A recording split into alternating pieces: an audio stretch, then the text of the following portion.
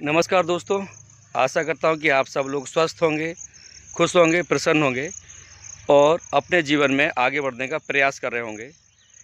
दोस्तों, आप सबको पता है कि मैं अपने इस चैनल पर पढ़ाई-लिखाई से संबंधित, सरकारी नौकरी से संबंधित और मोटिवेशनल वीडियोज़ लाता रहता हूँ।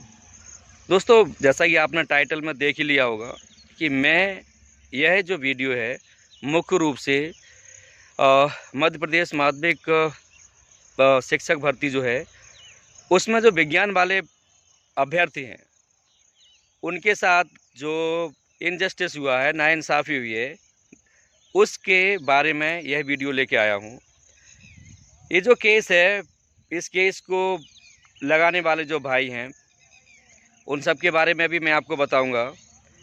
और ये जो केस है, ये मुख्य रूप से तब लगाया गया जब जो नोटिफिकेशन भी नहीं आया था। नोटिफिकेशन आया था 10 जनवरी को आया था। ठीक है दोस्तों, और 10 जनवरी को आया था, जबकि यह केस लगा दिया गया था 6 अगस्त 2019 को। ठीक है, नोटिफिकेशन आया 10 जनवरी 2020, जबकि ये जो केस लगा दिया गया था 6 अगस्त 2019 को। अर्थात लगाने वाले याचिकाकर्ता जो भी भाई हैं, उन सबको अच्छी तरह पता था कि विज्ञान को मध्य प्रदेश सरकार ने 5वें नंबर पर रख दिया है, जबकि आरटीई के अकॉर्डिंग विज्ञान और गणित दोनों को ही प्रथम स्थान पर रखा गया है। और उन्हीं याचिकाकर्ताओं में से एक भाई ने, जो अब सरकारी नौकरी में, इसलिए मैं उनका नाम नहीं ले रहा हूँ, उन्होंने केस लगाने से भी बहुत पहले, मतलब केस तो लगाया उन्होंने अगस्त में, और उन्होंने नवंबर 2018 में ही सरकार के वो रूल्स को देखते हुए, जब सरकार ने विज्ञान को 5वें नंबर पर रखा था, तभी उन भाई ने फेसबुक पर भी पोस्ट किया था। बोले मध्य प्रदेश में विज्ञान की 50 से ज़्यादा पोस्ट नहीं आएंगी। और नतीजा क्या था? अंत में पोस्ट भी 50 ही आई थी। और उस भाई की जो लिंक है, लिंक इन द सेंस वो अपना जो डिपार्टमेंट है उसमें कहाँ तक बातचीत करता है, उसने ट्राइबल डिपार्टमेंट की भी जो 446 वैकेंसी हैं, वो आने से 1 महीने पहले बता दिया था कि ट्राइबल विभाग में भी 446 वैकेंसी आएंगी।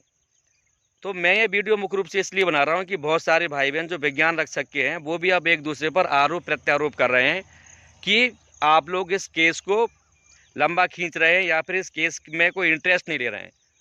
तो सारे के सारे भाई बहनों से फिर से मेरा निवेदन है कि आप अपनी एकता को बनाए रखें।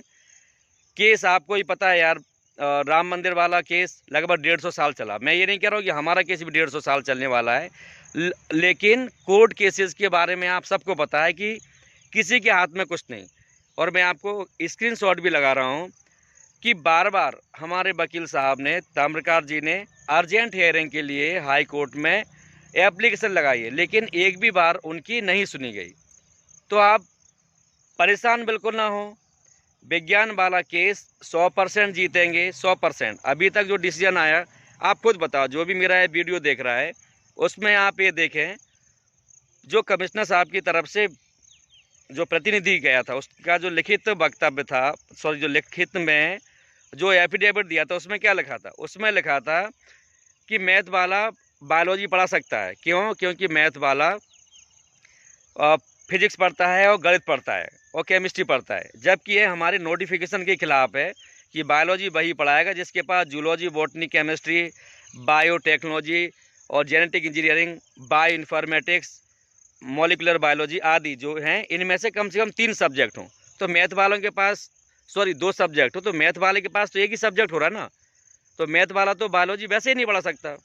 यहाँ पर ये लिखित में है, तो उसका भी स्क्रीनशॉट में लगाने की कोशिश करूँगा, जो आप स्क्रीनशॉट में देख सकते हैं। और क्या बोला कि जो बायोलॉजी का पोर्शन है, बायोलॉजी का पोर्शन 6, 7, 8 में कितना आता है? सिर्फ 25 से लेकर 30%। तो सरकार खुद ही बोल रही कि 25 से लेकर 30% कोर्स बायोलॉजी का कक्षा 6, 7, 8 में आता है। और इसे कौन पढ़ा सकता है? मैथ वाला। अब मुझे बताओ, मैथ वाला बायोलॉजी पढ़ाएगा क्या? तो नोटिफिकेशन के खिलाफ है। और फिर आप मुझे बताओ कि अगर मैथ वाले से ही बायोलॉजी पढ़वानी थी तो आपने 50 पोस्ट भी क्यों दी? फिर आपको 0 पोस्ट देनी चाहिए थी, 0 देते ना, फिर 50 भी क्यों दिया आपने? तो सरकार खुद ही अपने, एक तरह से बोला जाए, मकर जाल में फंस चुकी है। और सरकार को अभी तक जो कोर्ट का डिसीजन है वो विज्ञान वालों के, बायोलॉजी वालों के फेवर में ही है। आप लोग बिल्कुल भी ना घबराएं, एक दूसरे पर आरोप प्रत्यारोप बिल्कुल भी ना करें। केस ज़रूर जीतेंगे। और 12 तारीख से अब कोर्ट खुल गया है तो फिर से वकील साहब से बात करके केस को जल्दी से जल्दी फाइल करवाने और सुनवाई करवाने की बात की जा रही है। और आपको पता है कि पहले ये केस सिंगल बेंच में था और अब नए नए पिटिशनर जो गए हैं वो उसकी वजह से यह केस पहुंच गया डबल बेंच के पास। तो हो सकता है कि थोड़ा सा समय और लगे।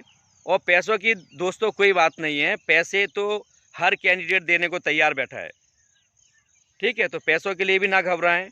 और आप यकीन मानें, विज्ञान वाला केस 100% जीतना है, हारने की कोई भी गुंजाइश है ही नहीं। क्योंकि सबसे बड़ी बात तो नोटिफिकेशन के खिलाफ है, दूसरी बात है RTE के खिलाफ है। तो मुझे पूरी उम्मीद है कि हम यह केस जल्दी से जल्दी जीतेंगे। और हो सकता है कि नॉट मतलब श्योर, लेकिन संभावना है कि जुलाई में हमारी हियरिंग हो। और हमें पूरा पता है कि हमारे वकील साहब फिर हमें यह केस ज़रूर जिता देंगे। अगर कुछ कमी लगी हो तो आप बताएं, इसका मैं दूसरा पार्ट भी बना दूंगा। और अगर आपको मेरा ये प्रयास पसंद आए तो प्लीज़ इसको लाइक करें, शेयर करें और मेरे छोटे से चैनल को सब्सक्राइब करें। और मैं अदर सब्जेक्ट वालों के भी खिलाफ़ नहीं हूँ, लेकिन मैं चूँकि खुद बायो से हूँ और बायोलॉजी वाले एक ग्रुप है, उसमें बहुत सारे भाई बहन बड़े दुखी थे और उनके कमेंट देखकर मुझे भी दुख था। लेकिन पेपर होने के कारण मैं वीडियो नहीं बना सका, इसलिए मैं आज यह वीडियो बना रहा हूँ। विज्ञान वालों की जीत 100% है। आप लोग भरोसा रखें अपने केस पर भी और अपने आप पर भी, ठीक है दोस्तों? आप अगर कमेंट करेंगे तो मैं इसका दूसरा पार्ट भी बना दूंगा। और जो भी जानकारी आप चाहते हैं कमेंट करके बता दें, मैं अगले पार्ट में आपको वह जानकारी ज़रूर दूंगा। जब तक आप अपना ध्यान रखें, पढ़ाई कर रहे हैं तो पढ़ाई करते रहें, जॉब कर रहे हैं तो जॉब करते रहें, आपको जॉब ज़रूर मिलेगी। जय हिंद, जय भारत, खुश रहिए।